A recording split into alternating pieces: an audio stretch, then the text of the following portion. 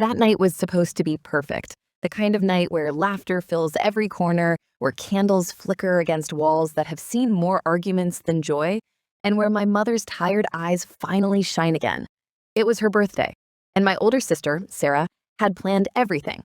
She worked at a clothing store in the mall, long hours, small pay, fake smiles, but she had saved for weeks. Every time she came home with sore feet and a paper bag of leftovers, she'd say, "It's worth it. Mom deserves something beautiful this year." I was still in college then, a second-year student, too young to earn, too proud to admit how much we depended on her. That evening, as the clock ticked toward 7 p.m., our small apartment glowed in warm yellow light. I helped decorate, pink balloons taped to cracked walls, streamers dangling unevenly. It wasn't perfect, but it was ours. Mom sat in the corner chair, pretending not to notice the banner half hiding the stain on the wall. Sara kept checking her watch, her face shining with a kind of joy I hadn't seen in months. And then the doorbell rang.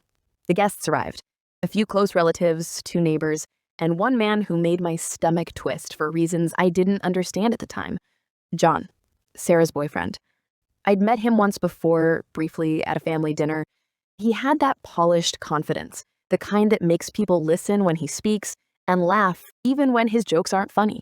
That night, he came holding a bouquet for Mom, pink lilies and a single white rose. His smile was charming, his eyes calm. He hugged Sara lightly and handed her a small box.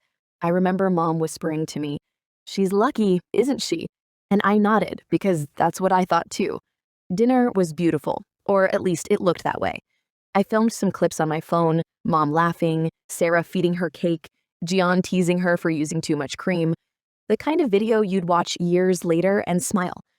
But if I had known what was about to happen, I would have stopped recording. It began with something small. A glance that lasted a little too long, a compliment that didn't sound right. He asked, "So, Sophie, how's college? You must have a lot of boys following you." Everyone laughed politely. I did too, out of awkwardness, but then he leaned closer. "You've grown up," he said quietly, almost like he wanted me to hear and no one else. It wasn't what he said, it was the way he said it. His eyes didn't match his smile. I brushed it off. People joke. I told myself I was overreacting, but his glances didn't stop. Later, when I went to the kitchen to refill the food tray, I heard footsteps behind me. It was him. The light in the kitchen flickered slightly and the room felt smaller. He came closer, too close. "You're really different from your sister," he said softly. "Your style, your figure, you have something natural." I froze. My hands trembled as I gripped the serving spoon. I tried to laugh it off, but his tone grew bolder. He moved closer again, his cologne sharp, his words sharper. "Don't look so scared, I'm just joking," he said, smiling. But honestly, if I'd met you first, that was when my heart started racing. I stepped back, pretending to reach for my phone, and then, without thinking twice, I pressed record. I didn't know why, maybe instinct, maybe fear, maybe something in me that refused to stay quiet. He kept talking, saying things I'll never forget, comparing me to my sister, laughing, whispering like it was some dirty secret between us. And when he reached out, I stumbled back, nearly dropping the tray.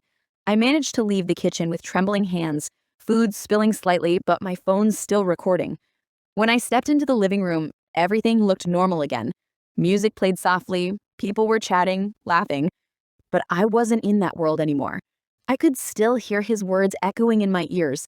I sat down, forcing a smile. My mom asked if I was okay. I nodded. Across the room, John raised his glass and smiled at me, the same charming, practiced smile. And for a second, I thought I might throw up. Then I saw it, my mother's face. She'd been standing in the hallway. She'd seen something.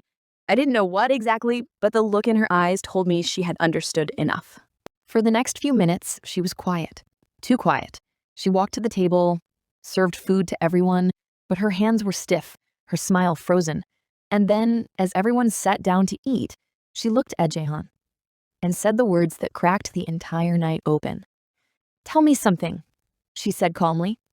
"What were you doing in the kitchen with my daughter?" The room went silent. Forks stopped midway. He blinked, surprised. "Just helping her with the food, Auntie. Why?" Her voice didn't shake. "You were standing very close. I saw your hand on her arm." The silence thickened. My sister frowned. Mom, what are you saying? I wanted to disappear. My hands shook. I could feel tears pressing against my eyes, but I stayed still, frozen between shame and fear. Jehan laughed, an easy, confident laugh. Auntie, please. She's like a little kid. You think I'd ever... He looked at me then, like daring me to speak. My sister turned toward me, confusion on her face. Did something happen, Sophia? She asked softly, and that's when I knew no one would believe me unless I proved it. So I took out my phone. My hands were shaking as I pressed play. The sound filled the room. His voice, smooth and poisonous. The words, the comparison, the whispers, the laughter. My mother's face turned pale. My sister's eyes widened. Jehan froze. Then he laughed again. You really think anyone will believe this?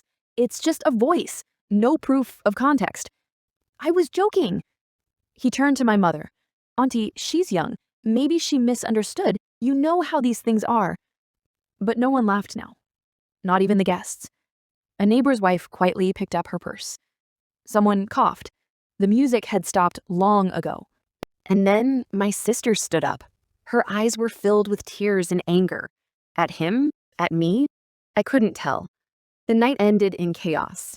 John left, but not before muttering something under his breath about ruining his name. My sister locked herself in her room. Guests whispered and left, one by one. When I finally went to bed, I heard her crying through the wall. I wanted to go to her, to explain, to apologize, but what would I even say? I had told the truth, but it felt like I'd destroyed everything. The next morning, Mom sat beside me on the couch.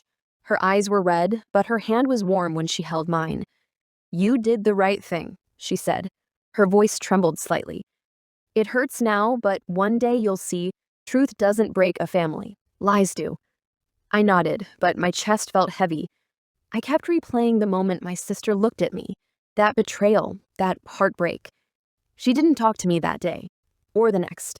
She went to work, came home late, ate silently, avoided my eyes. For the first time, our home felt colder than the world outside. 2 days later, I came home from college and found Sara in my room. She was holding my phone. My heart skipped. But she wasn't angry. Her eyes looked tired. I listened to it again, she said quietly. I didn't move. She looked down at the screen, then back at me. I kept thinking maybe you misunderstood him, she whispered. But you didn't. Her voice cracked. I wanted so badly for it not to be true.